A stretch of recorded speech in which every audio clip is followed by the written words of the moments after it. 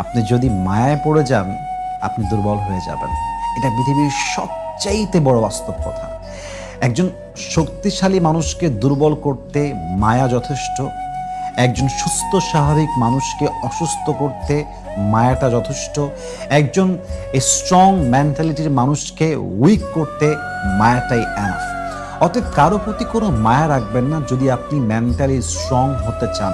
যে কোনো জায়গা, যে কোনো বাসা, যে কোনো স্থান, যে কোনো ব্যক্তি, যে কোনো জিনিস, যে কোনো সম্পর্ক থেকে এতটা মায়ার থেকে দূরে থাকবেন যেন কোনো মুহূর্তে যদি এমন হয় যেটা আপনাকে ছাড়তে হবে, আপনি যেন ছেড়ে বের হয়ে আসতে পারেন এবং সেই পেইনটা যেন আপনি সহ্য করতে পারেন, সেই লেভেলের মায়া রাখবেন।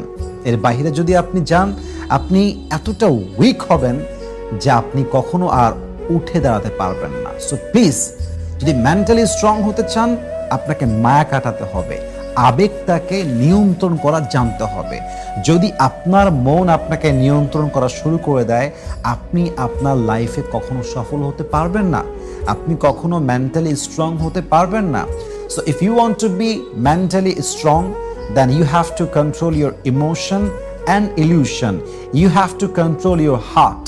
আপনার মন, আপনার আবেগ, আপনার মায়া আপনাকে কন্ট্রোল করতে হবে।